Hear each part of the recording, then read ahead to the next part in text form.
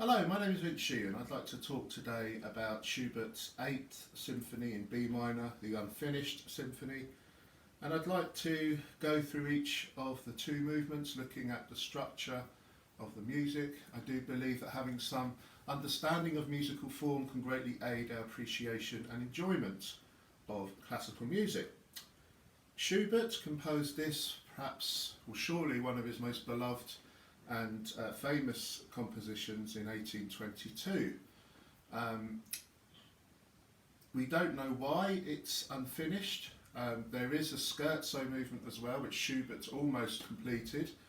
There's a piano score version of that, and there's some sketches for the orchestration of that movement as well. There's no evidence for a finale.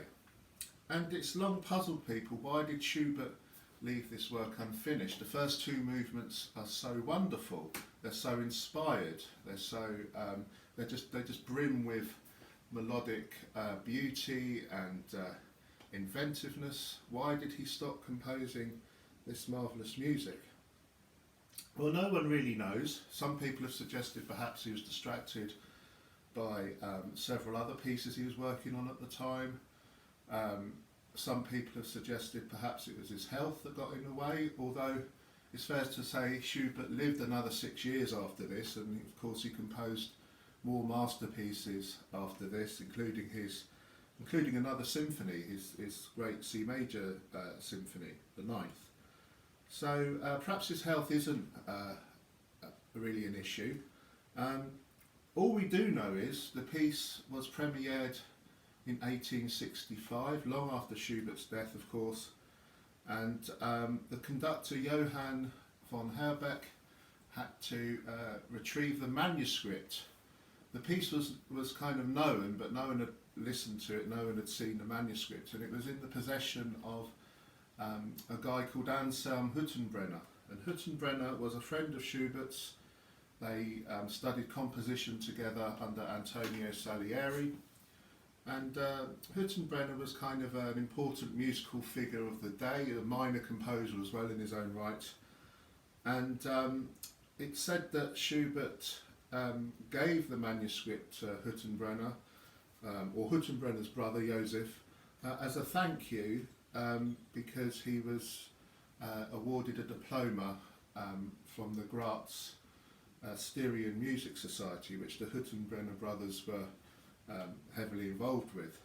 So it's said to be, in recognition of this award, this diploma Schubert was awarded. So the manuscript came into Hüttenbrenner's possession. When the piece was finally premiered, many years later, 1865, December of that year in Vienna, it was straight away regarded as one of Schubert's masterpieces, despite its unfinished nature. And of course, today it's as famous and as well known as it ever has been since the premiere. The two remaining movements are both extraordinary in their own right. The first movement in B minor is in sonata form, as you'd expect, and it begins with this rather ominous melody deep down in the bass register of the orchestra, the low strings. We have this. And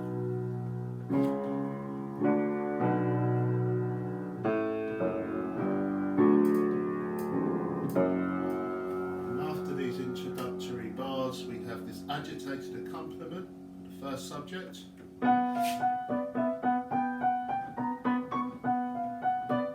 Then this beautiful melody.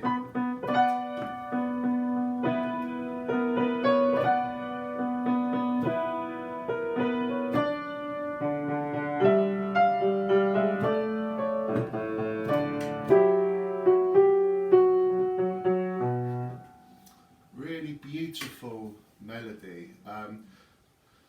It's scored with the clarinet and oboe playing that tune in unison. It has a rather otherworldly feel to it. It's very romantic in character. It reminds me perhaps of one of those Caspar David Friedrich landscapes, going through the forest, or something like that. Eventually we reach this crashing climax in B minor, and then we have a characteristic simple transition into the second subject, which isn't in the dominant. Schubert quite often does this. It's in G major, and it goes like this.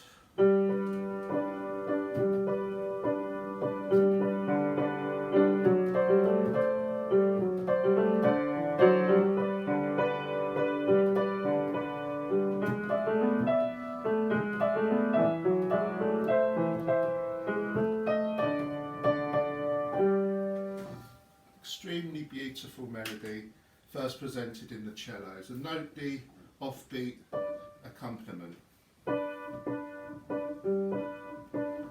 which propels the music. No sooner is that stated than the music goes into stormier territory. We have these fortissimo chords, we have this violent and emotional climax. And then this melody is developed almost straight away, a bit like, I suppose, what Brahms would do later, this continuing development, this variation development.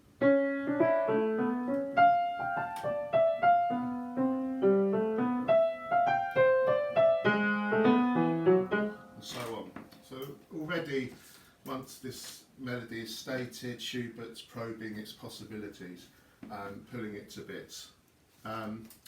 We then have a gentle Codetta based on the second subject, and we have a transition, a dramatic chord, fortissimo chord, which then takes us to pianissimo, and the whole exposition from the introduction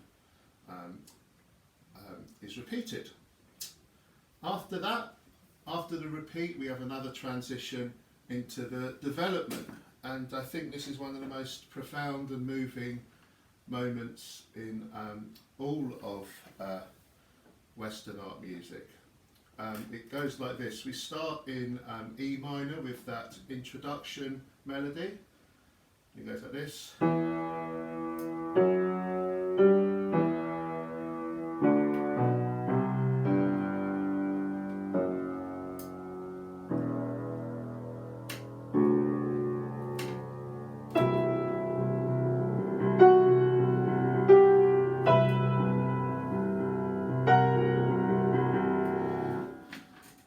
Descent to the depths, I think, is so marvellous and so mysterious and so wonderful. The way that bass just sinks and sinks and sinks to we're right at the very bottom of the register, and then when that melody comes in, the rising melody, there's such a spacing in the orchestration. Really wonderful sonority. That builds up a head of steam. We reach a climax where we have this sense of kind of resistance, or pushing through this kind of sludge to this fortissimo climax. We hear brief snatches of that rhythmic offbeat accompaniment from the second subject, and then we, again based on the introductory idea, and the development is almost exclusively based on that melody, we have this.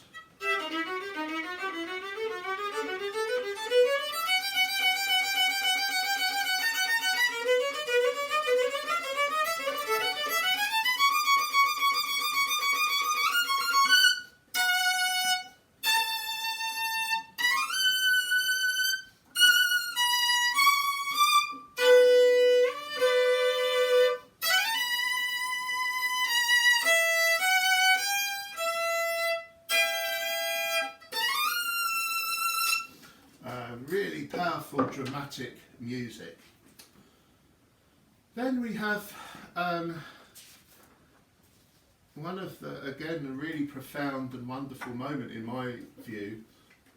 We have these raging bars here.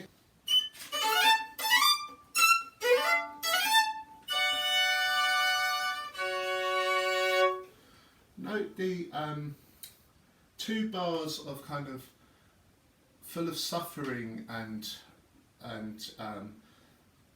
rage. Why is this happening? It's like a kind of a theodicy. Why is this allowed to happen? And then we have these two gentler bars, and there isn't an answer, but he replies with these rather beautiful questions, which is essentially an imperfect cadence. I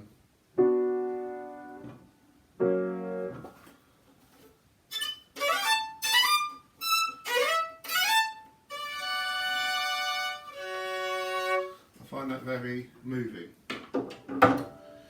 Then eventually that takes us back to the beginning of the first subject, this time without the introduction. The recapitulation goes how you'd expect. The second subject is recapitulated, not in the tonic major, it's in the relative major, but then we're back to the tonic in the coda, which again is based on the introduction. The second movement in contrast is in E major, and it's in a truncated sonata form, this movement. That means sonata form but without a discrete development section. Although, as you find out as we listen to this music, Schubert certainly develops some material in other places. We begin with this 2 bars of introduction and then a wonderful, beautiful melody in the violins.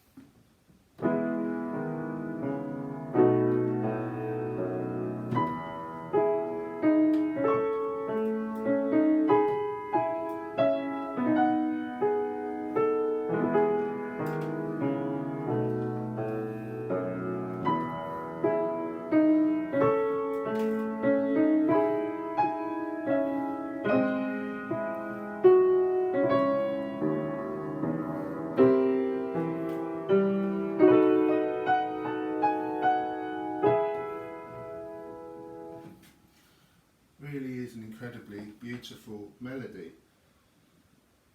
And then no sooner as that's stated, we have rather more a triumphant kind of offshoot of that melody. Reminds one of the more militaristic aspects perhaps of Beethoven's Fifth Symphony or something. And then we have a transition, again very simple. Actually, we go back to the gentle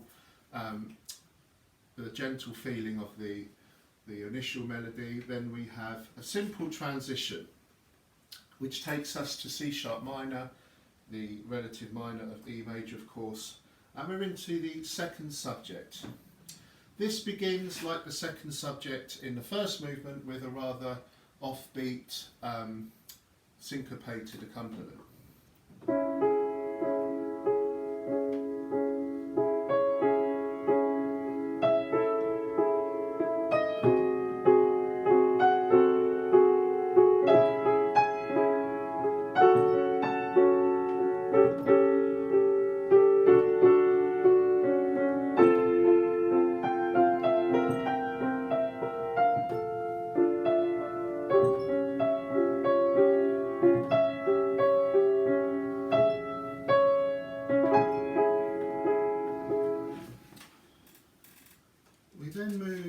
This is a wide-ranging second subject group. We move into the major key, C sharp major.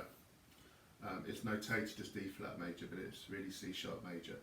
And it's rather more pastoral in feeling here. It's a bit like Beethoven's Sixth, particularly of figures like this. And then the echoes. We go back to the minor mode with this stormy music.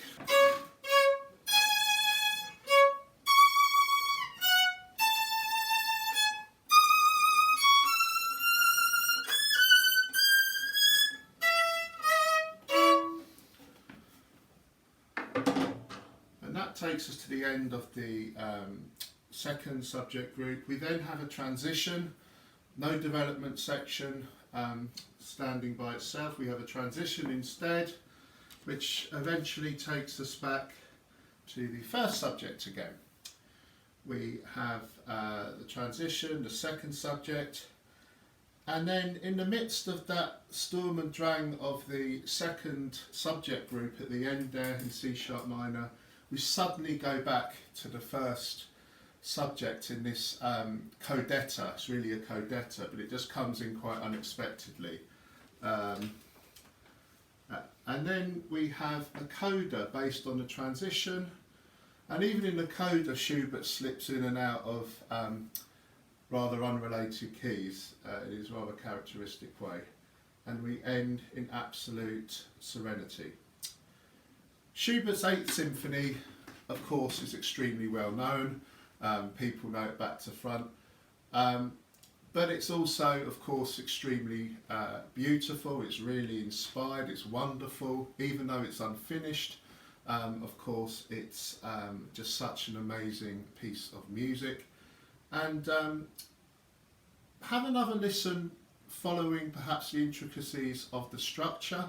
I do find that a very rewarding exercise. I'll put the bar numbers down in the description below if you one of those people like me who like to follow scores as well. Thank you for watching. Please hit subscribe and like this video. If you have any other suggestions of pieces I'd like to analyse, please put them in the comments below. Thank you very much. Goodbye.